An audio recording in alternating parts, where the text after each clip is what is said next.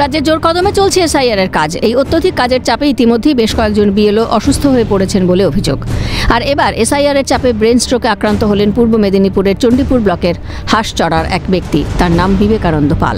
জানা গিয়েছে, পিংলা বিডিও দপ্তরে কর্মরত বিবেকানন্দ বাবু এসআইআর এর কাজের চাপে ব্রেন স্ট্রোকে আক্রান্ত হন। তড়িঘড়ি তাঁকে নিয়ে যাওয়া হয় তমলুক মেডিকেল কলেজ হাসপাতালে। পরবর্তীতে তাঁকে রেফার করা হয় কলকাতার ইনস্টিটিউট অফ নিউরোসায়েন্সে। বর্তমানে সেখানেই চিকিৎসা চলছে তাঁর। এসআইআর এর কাজের চাপেই বিবেকানন্দ বাবু অসুস্থ হয়ে পড়েছেন বলে দাবি পরিবারের। অ্যাকচুয়ালি উনি খুব চাপে ছিলেন, কদিন ধরে আমরা শুনছি একটু বেশি চাপে ছিলেন। তো ওনার আন্ডারে প্রায় 40 জন বিএলও আছে শুনেছি আমি। পিংলা মানে 1 নম্বর বিডিও অফিসে চাকরি করতেন। এসআইআর কাজটি খুব চাপে ছিলেন। বাড়িতেও বলতেন যে এত চাপ মনে হয় কাজটা তুলতে পারবো না, তো আমার মনে হয় কিছু হয়ে যাবে, এরকম একটু আলোচনা করতে পারি। সকালে শুয়েছিল, মানে টয়লেটে গেছিল, তারপরে এসেই এই হচ্ছে যে আর কোনো সাড়া নেই। হ্যাঁ, তারপর থেকে এই যে অসুস্থ হয়ে মাথায় জল টল দিয়ে এই হসপিটালে নিয়ে আসা হলো। ওখানে কথাই বলতে পারছে না, এরকম সমস্যা। হঠাৎ করে খুব টেনশানে ছিল, এটা জানি। কাজের প্রেশার খুব ছিল, এটাই। কাজের প্রেশার ওই ও যে কাজ করে এসআইআর এর কাজের প্রেশার ছিল খুব। কি এটা এখনো তো হসপিটাল কিছু করতে পারলো না। অন্যদিকে এসআইআর এর কাজের চাপে হৃদরোগে আক্রান্ত হলেন উত্তর 24 পরগনার বসিরহাট মহকুমার হিঙ্গলগঞ্জের এক বিএলও। তড়িঘড়ি তাঁকে হিঙ্গলগঞ্জ ব্লক হাসপাতালে নিয়ে যাওয়া হয়। পরবর্তীতে তাকে স্থানান্তরিত করা হয় কলকাতার SSKM হাসপাতালে। বর্তমানে সেখানেই চিকিৎসাধীন রয়েছেন তিনি। তার অবস্থা আশঙ্কাজনক বলে সূত্রের খবর। অসুস্থ বিএলওর নাম শঙ্কর সিং।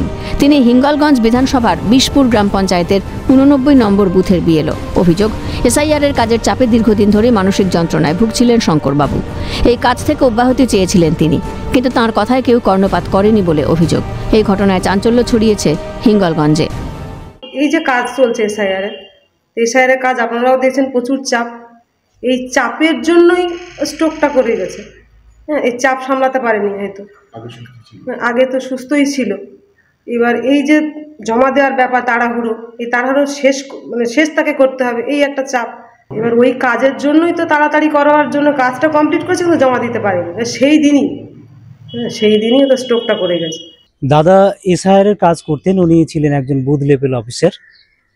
উনি এসআইআর এর সমস্ত কাজকর্ম, যাবতীয় ফর্ম ফিল আপ থেকে শুরু করে এবং আপডেট করা, এগুলো সবই করতেন। এবং এই যে চাপ, এই যে প্রেশার, এই প্রেশারে উনি হঠাৎ করেই তার সেন্সলেস হয়ে পড়েন এবং তার স্ট্রোক হয়। স্ট্রোক হওয়াতেই আমরা সাথেই ওনাকে পিজিতে নিয়ে আসি, SSKM-এ নিয়ে আসি। SSKM-এ আমরা রামডিক দাসে ভর্তি করাই। আপাতত উনি হাসু 5 নম্বর বেডেই উনি সেন্সলেস অবস্থায় ICU-তেই ভর্তি আছেন। রাজ্যে এসআইআর এর কাজের চাপে একের পর এক বিএলও অসুস্থ হওয়ায় এই ইস্যুতে কমিশনের অবস্থান নিয়ে উঠছে প্রশ্ন। এসআইআর এর কাজ নিয়ে তাড়াহুড়ো করার জেরেই কি এ ধরনের ঘটনা ঘটছে? প্রশ্ন ওয়াকিবহাল মহলের। ক্যামেরায় জনি মণ্ডল ও প্রসন্ন নস্করের সঙ্গে অদ্রিজা ঘোষ, বিক্রান্ত রায়, জাহাঙ্গীর বাদশাহ ও শামীম মোল্লার রিপোর্ট, ক্যালকাটা নিউজ।